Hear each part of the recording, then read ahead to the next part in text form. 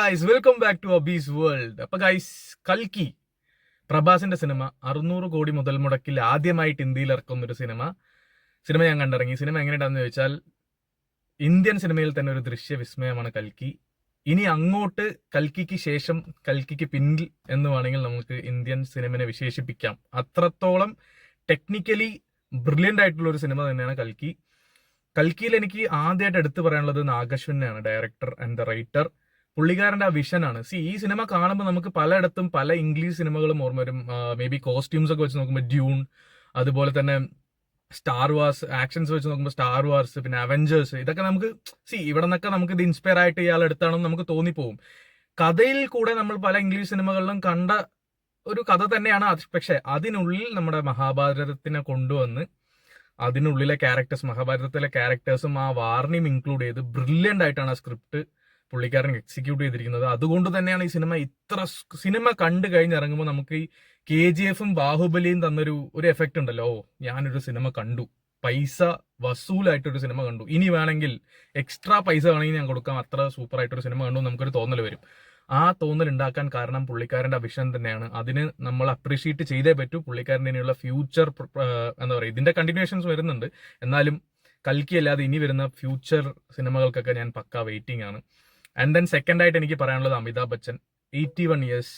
എന്തുകൊണ്ടാണ് ഇന്ത്യൻ സിനിമയുടെ big B എന്ന് പുള്ളിക്കാരൻ അറിയപ്പെടുന്നതെന്ന് ഈ സിനിമ കണ്ടു കഴിയുമ്പോൾ നിങ്ങൾക്ക് മനസ്സിലാവും. 81ാമത്തെ വയസ്സിൽ പുള്ളിക്കാരനിട്ട ഹാർഡ് വർക്ക്.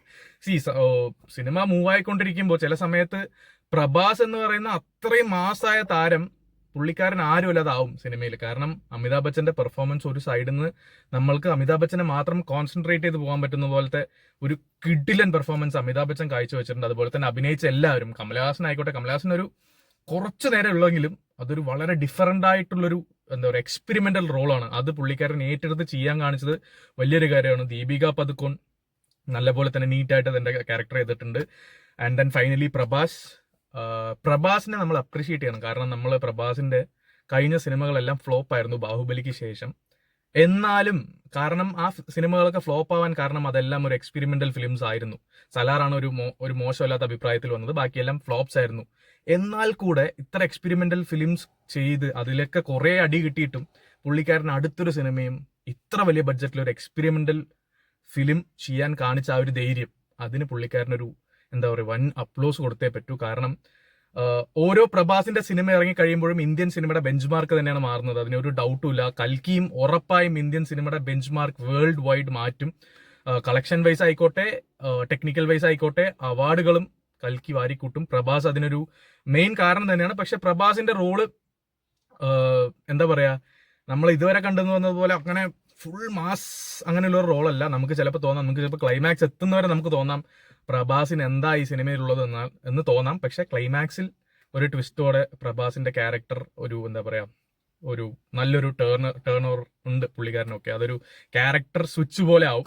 അതിനുശേഷം സെക്കൻഡ് പാർട്ടിലാണ് ഇനി പ്രഭാസിന് മെയിനായിട്ടൊരു എന്താ പറയുക നല്ലൊരു എഫക്റ്റ് വരുന്ന ഒരു ക്യാരക്ടർ ഉള്ളിൽ കൊണ്ടുവരുന്നത്. എന്നാലും പ്രഭാസും നല്ല സൂപ്പറായിട്ട് അഭിനയിച്ചിട്ടുണ്ട്. ബോഡിയൊക്കെ ഇപ്പോഴും പുള്ളിക്കാരൻ നല്ലപോലെ മെയിൻറ്റെയിൻ ചെയ്ത് ഈ ക്യാരക്ടറിന് വേണ്ടി നല്ലപോലെ തന്നെ ചെയ്തിട്ടുണ്ട്. പിന്നെ നമ്മുടെ പശുപതി ആനബൻ മലയാളത്തിൽ നിന്ന് പുള്ളിക്കാരിക്കും ചെറിയൊരു റോളാണെങ്കിലും നല്ലപോലെ തന്നെ പുള്ളിക്കാരിയും പെർഫോം ചെയ്തിട്ടുണ്ട്. അതുപോലെ തന്നെ ഞാൻ അഭിനയിച്ചവരെല്ലാം നല്ലപോലെ തന്നെ ചെയ്തിട്ടുണ്ട്. Music by Santhosh Narayanan.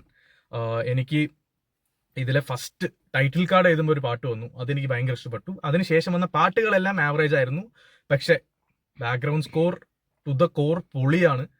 ഇത്ര വലിയൊരു സിനിമയ്ക്ക്, ഇത്ര വലിയ ക്യാൻവാസിൽ വരുന്നൊരു സിനിമയ്ക്ക് ഈ ഒരു BGM അതിന് എത്രത്തോളം ഹെൽപ്പ് ചെയ്തിട്ടുണ്ടെന്ന് നിങ്ങൾക്ക് നല്ലൊരു തിയേറ്ററിൽ ഇരുന്ന് കാണുമ്പോൾ മനസ്സിലാവും. നല്ലൊരു തിയേറ്ററിൽ തന്നെ ഈ സിനിമ കാണണം. പറ്റുവാണെങ്കിൽ 3D കാണാം, അല്ലെങ്കിൽ IMAX കാണാൻ പറ്റാൻ കാണാം. കാരണം ആ ഒരു മ്യൂസിക്കിന്റെയും ആ സ്ക്രീനിന്റെ ഒക്കെ ഒരു എഫക്ട്, അതിന്റെ ഒരു എന്താ പറയുക അതിന്റെ ഒരു സുഖം നമുക്ക് മനസ്സിലാവണമെങ്കിൽ അത്ര നല്ലൊരു തിയേറ്ററിൽ കാണണം. പിന്നെ VFX, പടത്തിൽ മെയിൻ അതാണ് VFX.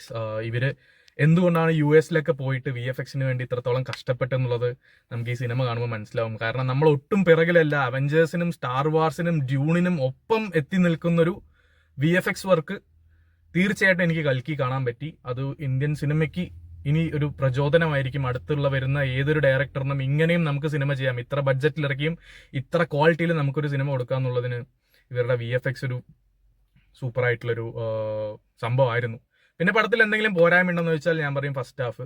കാരണം സിനിമ തുടങ്ങിയ ഒരു 10 മിനിറ്റ്, ആദ്യത്തെ 10 മിനിറ്റ് സൂപ്പർ ആയിരുന്നു. കാരണം ഒരു മഹാഭാരതത്തിന്റെ വിഷ്വൽസ് ഒക്കെ വരുന്നത് ഭയങ്കര സൂപ്പർ ആയിരുന്നു. എനിക്ക് ഭയങ്കര ഇഷ്ടപ്പെട്ടു ആ കഥന്റെ ഉള്ളിൽ കൊണ്ടുപോകുന്നത്. പക്ഷെ അതിനുശേഷം ഇവരെന്താ പറയാ, ഒരു ഫ്യൂച്ചർ വേൾഡിലോട്ട് വരും. അവിടെ വന്നിട്ട് കഥ മുന്നോട്ട് പോകാത്തത് പോലെ എനിക്ക് പല സ്ഥലത്തും തോന്നി. അതൊരു ഇന്റർവെല്ലിന് എത്തുന്നത് വരെ ഒരു ബാക്ക് ഗിയറിലായിരുന്നു, ഒരു ഫസ്റ്റ് ഗിയർ സെക്കൻഡ് ഗിയർ അങ്ങനെയായിരുന്നു സിനിമ പോയിക്കൊണ്ടിരുന്നത്. അതിൽ ആവശ്യമില്ലാത്ത കോമഡിയും ആക്ഷൻ സീക്വൻസ് ഒക്കെ കുത്തി നിറയ്ക്കുന്നത് പോലെ എനിക്ക് തോന്നി.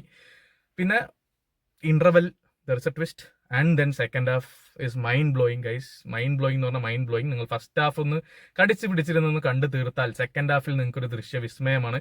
പക്ഷെ ഓൺ ദ ഹോൾ സിനിമ കണ്ട് കഴിഞ്ഞിറങ്ങുമ്പോൾ ഈ ഫസ്റ്റ് ഹാഫിനെ കുറിച്ച് നിങ്ങൾ മറക്കും. നിങ്ങൾക്ക് ആ സെക്കൻഡ് ഹാഫ് മാത്രമേ ഓർമ്മയിലുണ്ടാവുള്ളൂ. നിങ്ങളൊരു ബെസ്റ്റ് സിനിമാറ്റിക് എക്സ്പീരിയൻസ് കണ്ടു കഴിഞ്ഞൊരു ഫീൽ നിങ്ങൾക്ക് ഉറപ്പായും കിട്ടും. അപ്പൊ അത്രയും എനിക്ക് കൽക്കിനെ കുറിച്ച് പറയാൻ. തീർച്ചയായും മിസ് ചെയ്യാതെ കാണുക, തിയേറ്ററിൽ തന്നെ പോയി കാണുക. കാരണം ഇങ്ങനെയുള്ള സിനിമകൾ ഇന്ത്യൻ സിനിമയിൽ വരുന്നത് അപൂർവമായിരിക്കും. സോ എന്തായാലും തിയേറ്ററിൽ പോയി മിസ് ചെയ്യാതെ കാണാൻ നിങ്ങൾ ഉറപ്പായി എൻജോയ് ചെയ്യുന്ന ഞാൻ വിശ്വസിക്കുന്നു. സെക്കൻഡ് പാർട്ടിന് വേണ്ടി ഞാൻ കട്ട വെയിറ്റിംഗ് ആണ് ഗൈസ്. അപ്പൊ അത്രയുള്ളൂ കൽക്കി. അടുത്തൊരു സിനിമ റിവ്യൂ ആയിട്ട് ഞാൻ പെട്ടെന്ന് തന്നെ വരുന്നതായിരിക്കും. അതുവരെയും ബൈ ഗൈസ്.